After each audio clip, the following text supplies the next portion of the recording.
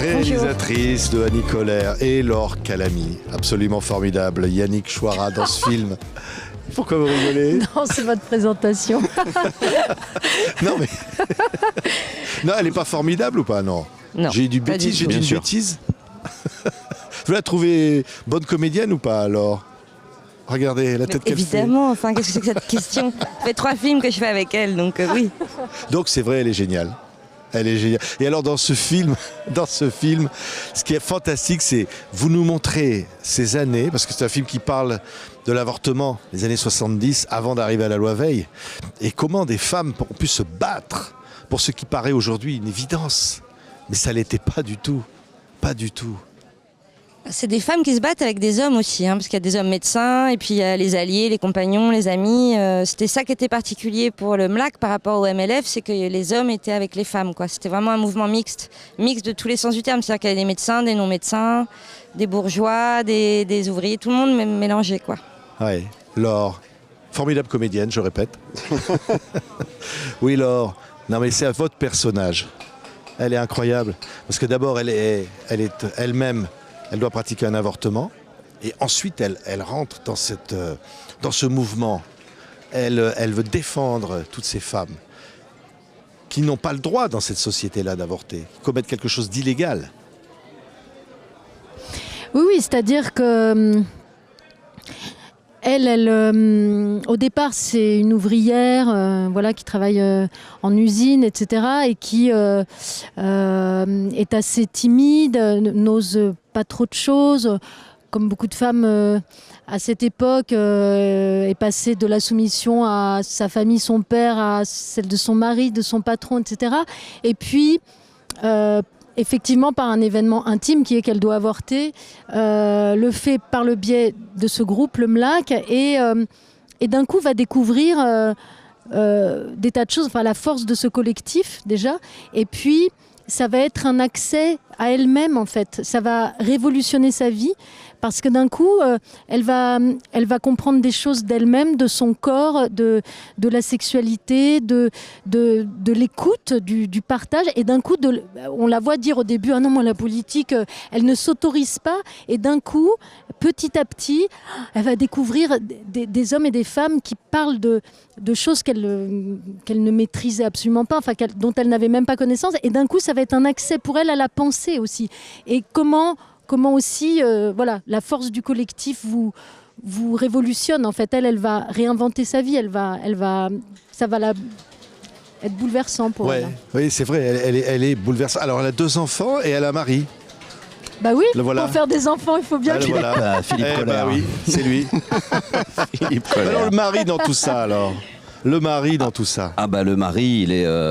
D'abord, il est investi parce qu'il accompagne sa femme dans la nécessité qu'elle a d'avorter, déjà. Et puis ensuite, il la soutient. Et moi, je trouve que c'est un beau personnage masculin que d'être un homme bienveillant dans ces moments-là. Et je trouve que malgré ses réticences, malgré ses doutes et ses craintes, Philippe va faire un chemin d'empathie avec elle et aussi avec le mouvement, qui ne comprend pas au demeurant, mais en tout cas il va accepter par amour de la voir prendre son envol. Ouais. Vous savez quoi? On va regarder la bande-annonce, tiens. Allez. Et ça s'appelle Annie Colère. Jusque-là, c'est les hommes qui ont le pouvoir de décider de nous mettre enceinte ou non. Alors si c'est nous, les femmes, qui pouvons choisir, et c'est la révolution. Jamais elles retrouveront la solidarité qu'on partage, toute cette tendresse.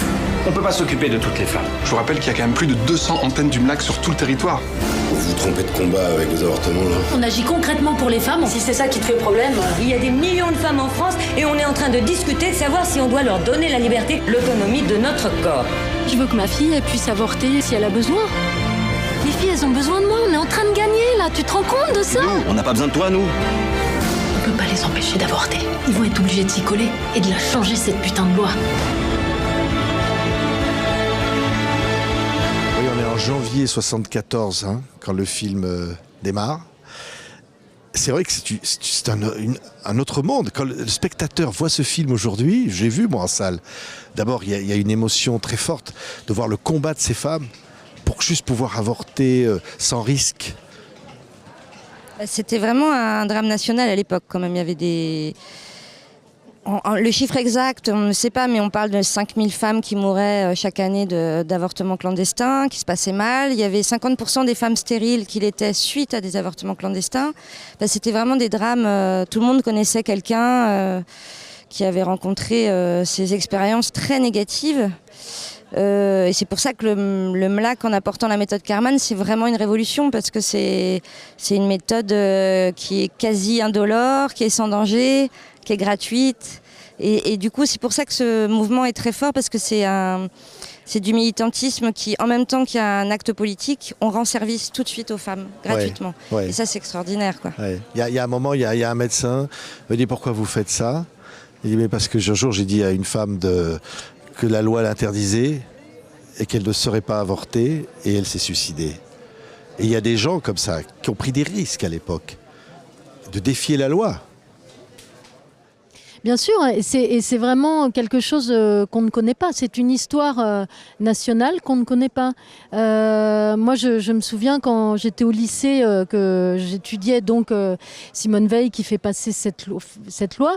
Ma mère me disait, on a l'impression que c'est elle toute seule qui a... alors pardon, mais il y avait des tas de militantes qui se sont battues, qui ont mis une pression. Parce qu'en fait, ça représentait une pression énorme qui a fait que ce gouvernement n'avait plus le choix. Parce que ce n'était pas les idées de Giscard d'Estaing de faire passer une telle loi. Donc voilà, et on voit bien à quel point, vous dites c'est inimaginable, effectivement on était dans d'autres choses, mais en même temps c'est quelque chose qu'il faut encore défendre aujourd'hui, puisqu'on voit bien...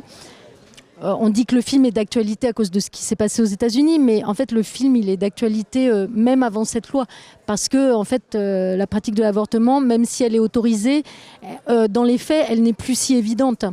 Parce qu'il y a des déserts médicaux. Quand une maternité elle ferme, c'est aussi un endroit où on peut avorter qui ferme. Enfin, il y a des tas de choses comme ça. Ouais. Mais c'est ces femmes qui devaient partir en Hollande à l'époque par car. On leur disait il n'y a plus de place dans le car. C'était des drames. Des gamines. C'est ça que montre le film. On est bouleversé et en même temps on voit les choses comme elles se passaient très, très concrètement. Et en même temps, le film est très lumineux. Ouais. Parce que justement, l'angle de Blandine, ce qui est très beau, c'est qu'il y a quelque chose où c'est aussi la force de ce collectif, quoi. Il y a quelque chose où on ne montre pas justement ce qu'on a toujours montré, les avortements clandestins qui sont des histoires glauques. Là, à l'inverse, c'est un angle complètement inouï qu'on n'a jamais vu. C'est-à-dire que cette méthode Karman, elle était sans douleur. Ça faisait selon l'expression, avortements propres. C'est-à-dire que en fait, Annie, la première, son avortement, elle est sciée parce que, c'est ce qu'elle dit d'ailleurs plus tard, j'ai mieux vécu mon avortement que mon accouchement. C'est pas normal. Ouais. Et donc, pourquoi ? Parce que c'est aussi cette sororité, cette parole qui circulait, cette manière de se parler d'anesthésie verbale, comme disaient les femmes du MLAC, etc. Et c'est tout ça qui est montré. C'est un angle, c'est des choses qu'on n'a jamais vues au cinéma. Ouais. Et en même temps, moi je trouve que c'est un sujet fort et c'est un film à la hauteur de son sujet. Et il est universel aussi parce que c'est le lien social, il traverse toutes les classes en fait. Là, de ce lien qui se crée à ce moment-là, traverse toutes les classes. Donc je trouve ça hyper fort. Et aussi tous les genres. Ouais, les personnages du film sont formidables, les femmes, toutes les interprètes, vraiment c'est super. Vous avez montré des images d'archives. Alors au-delà de ça, il y a la couleur du film, il y a la retranscription de ce qu'étaient les années 70 d'une manière incroyable, hein, jusque dans la lumière, la façon. Il y a des moments où on entend Delphine Seyrig, qui est une comédienne, une des premières qui parle, et c'est de vraies images d'archives. Moi, j'ai et qui beaucoup dit, ça c'est quand même l'or. Vous vous dites quand même chapeau Delphine Seyrig. Oui, parce que... Elle va à la télé, elle dit oui, l'avortement, il faut défendre l'avortement. C'était courageux. C'était extrêmement courageux et elle en a payé un prix assez cher par rapport, en tout cas, à sa carrière de comédienne qui s'est vraiment, on peut dire... Il y avait carrément des producteurs qui disaient je ne produirai plus jamais aucun film avec Delphine Seyrig. Plus elle prenait la parole publiquement. Parce qu'il faut se souvenir qu'à l'époque, c'était des débats permanents, il y avait des émissions de télé permanentes sur le sujet. Enfin, c'était vraiment un débat de société permanent. C'était la seule qui prenait la parole comme ça et elle travaillait de moins en moins en actrice. Après, elle réalisait ses films et elle a trouvé un autre endroit, mais elle a été vraiment punie, quoi. Et c'est vrai que dans la salle de cinéma, après cet extrait d'archives où on l'entend faire ce discours, les gens applaudissent. Les gens dans la salle ont envie d'applaudir. On a envie de l'applaudir encore aujourd'hui. D'ailleurs, je crois que le premier avortement par la méthode Karman, c'était chez elle. elle. La première démonstration, c'était chez elle, place des Vosges. Ouais. Ouais. Chapeau à toutes ces femmes courageuses de l'époque. Ce film-là leur rend ça, leur rend cet hommage, Laure. Oui, Ouais. certainement. J'espère bien.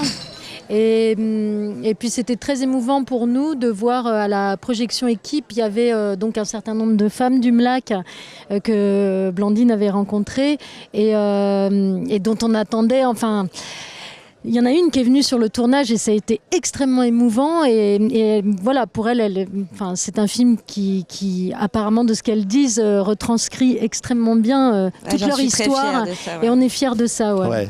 Ce qui est beau dans le film, c'est qu'on voit évidemment l'angoisse quand elles arrivent, ces jeunes femmes, pour se faire avorter. Et qu'ensuite, après, quand ça s'est bien passé, on leur chante des chansons pendant qu'elles avortent. C'est merveilleux et on voit la lumière dans leurs yeux. Ça, c'est pour cette lumière. Merci pour ce film. Merci pour cette émotion. Merci. À tous les trois. Courez voir Annie Colère. Merci. Merci beaucoup. Merci.